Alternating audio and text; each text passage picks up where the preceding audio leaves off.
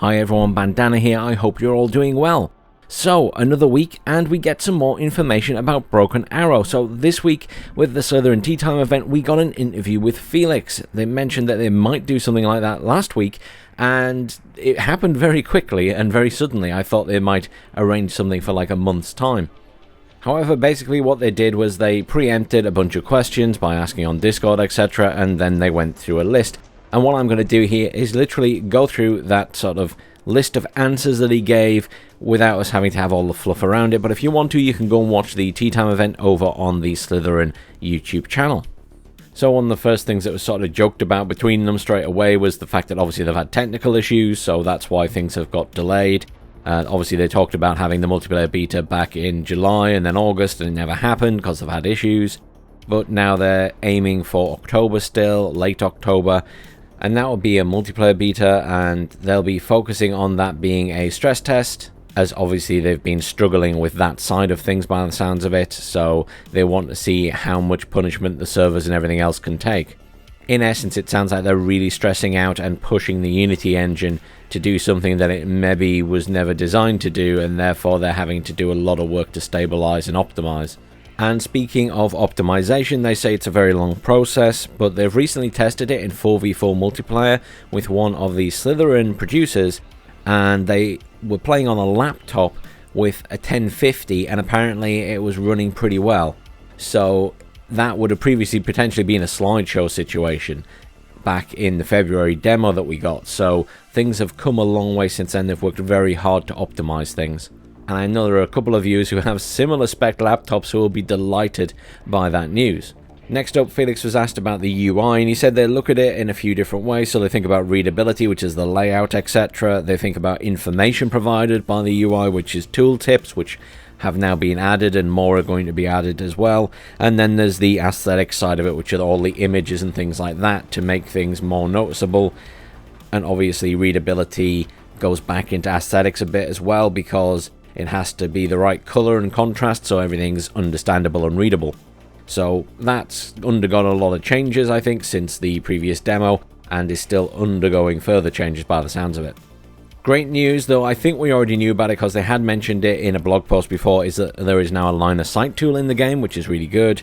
They've got a compact mode for the statistics panel now, so that if you're a new player or you just don't want all of those statistics on the screen, you don't have to look at them all, you'll just get the basic information you need to be able to play the game rather than know every intricate detail of that unit. And the other thing they're working on adding, but doesn't sound like it's in yet, is displaying the orders you give a unit. So attack orders, move orders, things like that will be displayed on the screen so that you'll be able to see the line going to where they're being sent, etc, etc, etc. Next up, they had a question about how big maps are compared to other games, and basically their biggest map takes 10 minutes for a tank to drive from one side to the other full speed on a road, which is obviously its maximum speed. However, this will mainly be used for single player missions and scenarios because it's simply too big to be worthwhile in multiplayer, because then you're just going to be relying on helicopters and jets to be able to fight on the map. They're focusing on bringing the scale of the maps down for multiplayer so that there's, you know, a sensible amount of battle always going on, and you're not having to wait many minutes for units to reach the front line and be able to engage in any kind of fighting. It sounds like they're being fairly sensible about how they're planning this, that they want the multiplayer to be fast, active, things going on all the time, rather than very slow and dragging on just to get units into position. He was then asked about stealth and electronic warfare, and I think it was quite a hard question for him to answer because it wasn't very specific as to what they meant by those things. And he sort of explained about you could infiltrate behind enemy lines and things like that, because obviously units have stealth and that makes them easier to hide if they have higher stealth, etc, etc. However, he didn't really expand too much more because I don't think, as I say, he fully understood the question. He did go on to sort of describe a team game where one player would be playing as airborne and get the front lines quickly with the helicopters and the deployable infantry, and then someone else was playing with tanks and they'd be later to the battle and they'd just sort of be supporting as they waited for the tanks to arrive for the first minute or two. But basically just standard warfare stuff that you would expect from the game anyway, I guess. So next he was asked questions about the campaign, and the campaign is going to be purely single player. It will be a map, different zones, and you will choose a mission of a set of missions, and you can do them in the order you want. and they'll be set in the Baltic states, and he's unsure if there's going to be a single campaign or they'll split it up. It'll really depend on how much they have at the end and how confusing they think it is if there's just too much there. He mentioned again the scenario editor, and as we already knew, and I keep repeating because I'm really excited for this, is that it is basically the same editor that they use to make the campaigns and the scenarios, so you'll be able to make your own scenarios and campaigns. It's all in the game engine, you can launch it in the game. It's very similar if you've ever played Bohemia games, the same as Operation Flashpoint, the same as the Arma series of games, and obviously the latest Arma series of games have the 3D editor as well, and this is going to be more of a 3D editor like that. Whereas if you go back to OpFlash, which is how Felix himself started, and I started doing scenarios and stuff, it was all a 2D editor. It was an absolute nightmare coding everything to be the right height. 3D is much nicer, you can maneuver stuff better. Anyhow, I digress because it's something I'm very excited for, and so are they, and it is really important to them that this works. Now, something that I mentioned later in the interview is that you can also make multiplayer scenarios and custom game modes for multiplayer. So it's not just limited to the single player, this stuff. It can extend into the multiplayer. And yes, it will have Steam Workshop support, and you will be able to download people's scenarios. Next up, he got asked about VETERANCY. Now, VETERANCY obviously is something that we know from other games, especially the UGen games. It's something they would really like to have in the game, however, there's just simply no time to add it at the moment. It's a lot of extra work, a lot of extra rebalancing, and they just think rather than try and add it now, it's better to just leave it out completely, and then you don't have that issue of worrying about all the extra balancing, all the extra bugs. It's something they would love to add after launch, but they're definitely not going to have it for launch because it's simply too much work to try and fit that into the game now. It would just delay the game exponentially by the sounds of it, and I can understand that. Next up, he was asked about the cover system in the game. So basically, cover system is based on zones or buildings, as you'll have seen. So zones are areas of the map which are covered by trees or whatever else. However, individual trees and cars and things like that are not modeled as cover. Realistically, it's a huge game in an engine that maybe wasn't designed for this in the first place, so adding this stuff in would probably just cripple everyone's machines, or indeed the engine might just detonate itself.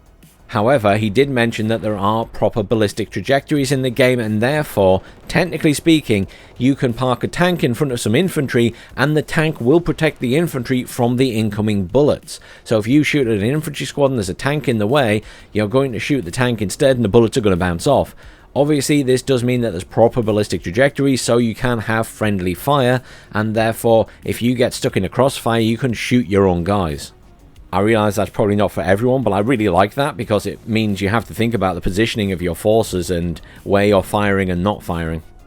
Next up, he was asked about the multiplayer modes, and basically they haven't decided anything about multiplayer modes for definite. They're going to test a load of different types during this multiplayer stress test, and they're going to see if mixing them together works, having just one works, and then once they've tested it and got lots of feedback and see what people actually enjoy, they will then choose a main mode that will be part of the auto match, but then you can make custom games in like a lobby system, and you'll be able to set your own rules and everything else, and obviously then it comes back to the scenario editor where you can create your entire game mode by the sounds of it in that scenario editor for the multiplayer. So watch this space, we'll have to see how far that actually goes, but it sounds really promising. Next up, he was asked about nuclear weapons. They are devastating, however they are tactical nuclear weapons, not strategic, as obviously a strategic nuke would wipe out the entire map and that would be game over. A tactical nuke, if you have all your units in one place, will wipe out the area, and that puts you having to bring all your units back in from the start of the map, and obviously has put you massively back in the game. I dare say that one of the options in multiplayer may be that you can disable weapons like that. That's purely me guessing, but generally speaking, there's a no super weapons option in these things. And then finally, they sort of had a discussion about the game and how it's progressed and changed from the original idea and where it is now, and how that relates to community feedback and if the community has influenced the game a lot. And basically, Felix said, which is quite true, The community is very divided, so one side of the community wants this, one side wants this, then you got the people in the middle, and they know they're not going to please everybody. That's just life. You're never going to please everybody, so the plan is to please as many people as possible while not compromising on what they want to do with the game. It has changed a little bit from the initial outlay. It's going to be more action-based than they initially planned. I think they wanted it to be slightly more tactical originally, but now it's sort of merged into something a little bit more like, I think a lot of people said, world in conflict-y. So I think it's sort of headed more that way than how it originally was going to be, but it's very fun to play is the feedback they're getting from lots of different areas, so they're quite happy with where it's ended up. It just needs a lot of bug fixing, optimization, and sorting out of the multiplayer side, and then it should be good to go. And that all sounds really good to me. As I say, you can go listen to the interview yourself. It's over on the Slitherine channel for their latest Tea Time event. I think he starts about halfway through that, a little bit later than halfway through. But yeah, go have a listen to yourself.